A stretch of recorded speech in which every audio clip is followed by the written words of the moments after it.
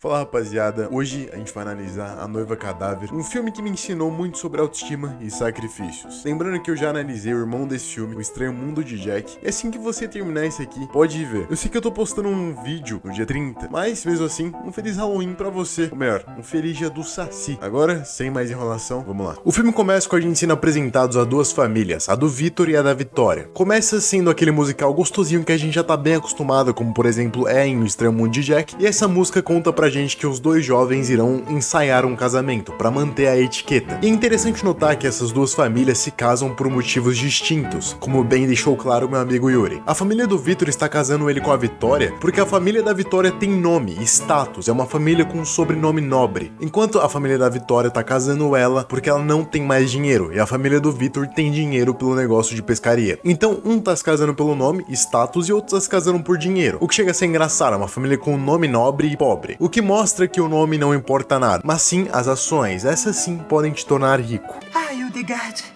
e se o Victor e eu não gostarmos um do outro? Como se isso tivesse a ver com casamento? Você acha que eu e seu pai gostamos um do outro? Isso aqui remeteu a tempos antigos, quando famílias casavam seus filhos mais por interesse do que por sentimento, como eu vi numa série recente chamada House of the Dragon. E isso ainda pode ser visto hoje em dia, com casamentos acontecendo por dinheiro, interesse, status, enfim, vários motivos, e nenhum desses motivos é o amor. E isso me faz pensar sobre as origens do casamento. Será que ele foi criado com propósitos políticos ou com base em sentimento? Enfim, comenta aí o que você acha. A questão aqui é que nem o Victor nem a Vitória se conhecem e os dois têm dúvidas se vão gostar ou não um do outro, o que já era de se esperar, sinceramente. Eles acabaram de se conhecer, tão cheio de dúvida. Quando a família do Victor chega à casa da família da Vitória, eles tentam conversar entre si, mostrando um claro senso de inferioridade vindo da família do Victor e um claro senso de superioridade vindo da família da Vitória. A partir disso, podemos concluir que não é o dinheiro que faz você ter orgulho, mas as lendas que seu nome criam ao redor do dinheiro. Ou seja, para ser nobre, basta que contem histórias em seu nome, mesmo que sejam mentiras. Sempre quis encontrar alguém por quem me apaixonasse perdidamente.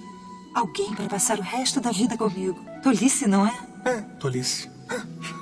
Não! Essa frase aqui simboliza o que muitas pessoas desejam. Eu mesmo cresci em uma escola em que, pelo menos a maioria dos meninos tinham o sonho de achar uma namorada. E eu sinceramente nunca entendi o motivo. Ter uma mulher como objetivo final e o sentido da sua vida nunca me pareceu como um objetivo duradouro ou importante. A questão é que, inegavelmente, vendem pra gente a ideia de que pra você ser feliz você deve ter um parceiro. E isso não se sustenta na realidade, caso você não seja feliz sozinho primeiro. Isso porque ninguém vai cumprir todas as suas expectativas, e mais do que isso, as pessoas não têm obrigação de serem o que você espera delas. Por isso, se você não for suficiente para si mesmo antes de ter um parceiro, é natural que você se decepcione com ele. Mas eu vejo nobreza naqueles que têm o desejo de fazer outro ser humano feliz por meio de um relacionamento quando são suficientes para si mesmo. Não há nada mais nobre do que o uso da racionalidade com um sentimento de irmandade e união com alguém que você gosta. A minha principal crítica, na verdade, é que se você espera alguém para só daí procurar felicidade, então você muito provavelmente será infeliz. Porque é natural que depois de realizar o sonho, você se acostume com o que encontrou e entre um limbo de crise existencial, até estar bem consigo mesmo. Quando o ensaio do casamento começa, nós percebemos que se passaram 3 horas dali e vemos também que o Victor é o que está fazendo esse atraso todo acontecer. Porque, ao que aparenta, ele é muito desastrado, mas isso é interpretado pelo padre como se ele não quisesse se casar.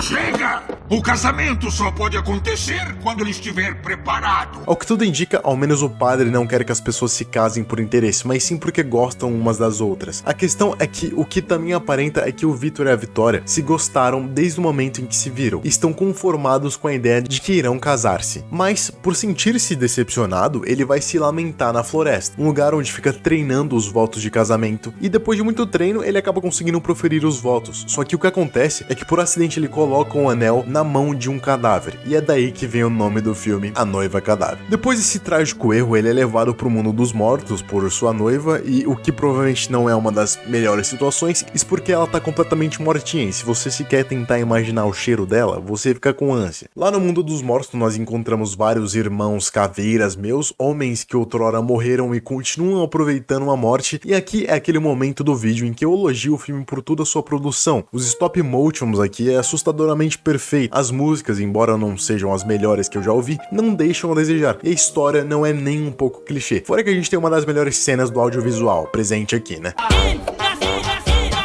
Eu sou a Dona Estri. A gente segue e os esqueletos começam a contar a história da noiva cadáver. Basicamente eles ficam cantando que a morte vai chegar pra todos, que você pode se esconder ou até rezar, mas que no funeral você não vai escapar. O que é verdade, mas como eu já falei sobre esse assunto muito aqui no canal, é bom deixar pra falar novamente no futuro. A morte virá, independente se a gente postergar o seu assunto ou não. Adiemos então o nosso destino. A história da noiva é mais ou menos a seguinte: ela fazia parte de uma família rica e acabou se apaixonando por um rapaz pobre. Os dois então decidiram fugir de suas famílias e viverem juntos. Então marcaram um lugar pra fugir. Acontece que chegando lá, a noiva levou algumas joias por precaução, talvez para que pudessem sobreviver um tempo. E esperando seu amado, a silhueta de um homem apareceu no nevoeiro do cemitério e a matou, levando todas as suas joias. E é com essa história macabra que a gente vai lidar nesse filme. E essa mulher leva a obsessão dela de casar até o túmulo, tanto que não arranca suas roupas de noiva e troca. Então ela ficou esperando esse tempo todo por alguém para que pudesse casar, o que chega a ser um pouco problemático, na verdade. Porque mesmo depois de ter sido assassinada e traída por quem jurou amor pra ela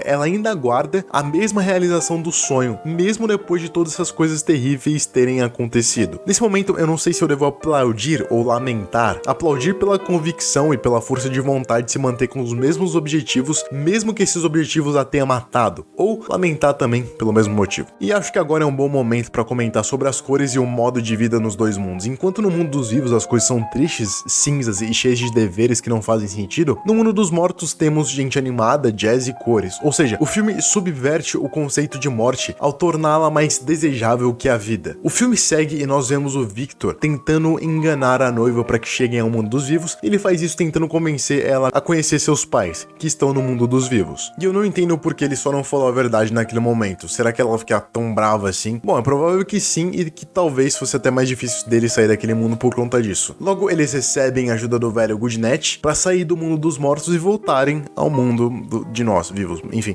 Eu passei tanto tempo na escuridão que quase havia me esquecido de como é linda a luz do luar.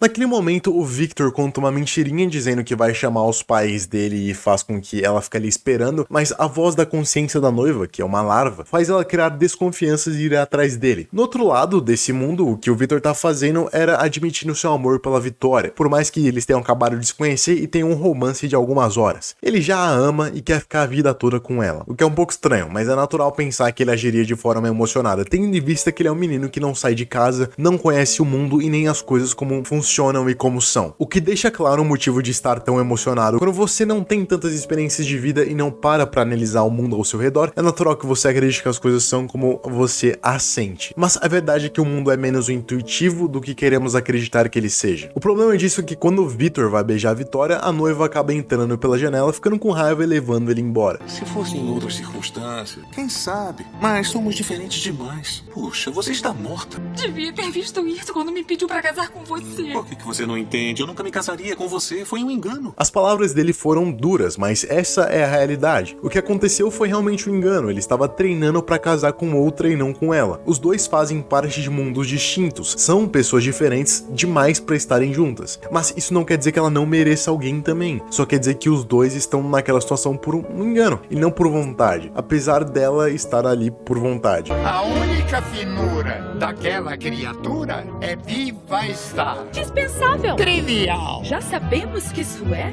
algo circunstancial. Nesse ponto, uma aranha e a voz da consciência da nossa querida noiva cadáver começam a cantar sobre as coisas que a noiva tem, mas a Vitória não tem. E dizem que o único mérito da Vitória é estar viva. Isso com o objetivo de elevar a autoestima da noiva, que se vê sendo trocada mais uma vez, só que dessa vez não por joias, mas sim por outra mulher com características de que está viva. Existem algumas formas de se lidar com a baixa autoestima, mas primeiro devemos identificar o motivo da baixa autoestima da noiva. E ele é a comparação dela com a outra pessoa, a pessoa da qual ela foi trocada. E o objeto que faz com que ela se sinta inferior é a outra estar viva e ela não. Poderíamos também dizer sobre a outra ser mais bonita, se fosse uma comparação no mundo real. A questão é que a autoestima é uma pergunta que a resposta tem que ser dada por você. Às vezes, devemos ignorar até o que as outras pessoas acham do objeto que nos deixa tristes, para que possamos prosseguir e gostarmos de nós mesmos. Portanto, o que o Victor acha da noiva, bonita, feia, morta ou viva, não deve importar. há uma certa quantidade de negação da opinião alheia, ou pelo menos negação da opinião do Victor quando é essa a questão. Devemos colocar nossa visão de nós mesmos acima da visão dos outros sobre nós. Se ele prefere a outra, então que fique com a outra, mas a noiva deve escolher sempre a si mesma. E assim se importará menos com a opinião do Victor, que também não fez por mal, mas por simples engano. Portanto, a sua autoestima é diretamente correlacionada com a sua autodisciplina, o quanto você consegue analisar o próximo e descartar as opiniões dele. Devemos sempre nos lembrarmos que os objetos por si não têm poder algum sobre a nossa opinião, mas só nós temos racionalmente o poder de dar impressões opinativas sobre as coisas. Dito isso, é natural que ela não goste de si mesma, visto que ela dá mais importância para a opinião do Victor do que para sua opinião. Ao se comparar, ela sacrifica sua autoestima e autodisciplina em nome de um amor que nunca existiu, a não ser na ilusão que ela criou. O filme segue e nós vemos a Vitória indo salvar o seu amado, mas ela vai procurar ajuda com um cara errado, o padre, que acaba mandando ela de volta para casa dos seus pais, que a tratam como um animal de estimação e não como um ser humano. Por causa da pobreza, os pais dela decidem casar ela com o Lord Barkis, que é um personagem que apareceu no começo do filme, eu não acabei não falando, enfim, que é o mesmo cara que matou a noiva cadáver há algum tempo atrás. Pelo menos é isso que o filme dá a entender até esse ponto. Logo em seguida vemos mais um morto chegando no mundo dos mortos, e ele é o cara que estava levando a carruagem dos pais do Victor, e é a partir disso que o Victor toma conhecimento que a Vitória está casando com o Lord Barkis, e assim ele se desilude de casar com ela e aceita o seu destino de casar com a noiva cadáver. Mulheres não se pode viver com elas. Não se pode viver sem elas. E partindo já pro final do filme, os mortos invadem o mundo dos vivos após o Victor descobrir que a Vitória se casou com o Lord Barkis. Isso fez com que ele aceitasse casar com a noiva, mas para isso eles teriam que fazer novamente os votos de casamento enquanto o Victor tomava uma taça de veneno, porque um vivo não pode casar-se com um morto. Meus sonhos foram roubados de mim. E agora? Eu roubei os sonhos de outra pessoa. Eu amo você, Victor. Mas você não é meu. E aqui a gente vê um sacrifício da noiva cadáver. Ela se sacrifica pelo amor alheio. Ela vê que o que ela tá fazendo não é certo, que não é a vontade deles, e aceita que ela tá morta e essa é a condição dela, e ela não pode negar isso, ela não pode matar alguém só pra se sentir feliz. Logo depois, o Lord Barkis entra e a Emily reconhece que foi ele quem a matou. E a gente tem aquele plot twist gostosinho de que ele bebe a taça de veneno que era pro Victor beber, porque ele ia se matar. Daí o Lord Barkis se mata sem querer. Diga-me, minha cara. O coração ainda se desilude depois que ele para de bater? E assim ele se mata e os mortos o punem. Só não sei exatamente como eles fazem isso, mas eles o punem. No fim, a noiva devolve a aliança pro Victor, supera tudo o que aconteceu e vira um monte de borboletas, talvez indicando que haja outro mundo pós-vida além daquele dos esqueletos. Aqui a gente vê uma mulher que tinha um sonho, não conseguiu realizar o sonho e desistiu do sonho. Às vezes, a realidade simplesmente não vai permitir que o seu sonho se realize. E não é porque tem uma força contra você, mas simplesmente porque essa é a vida.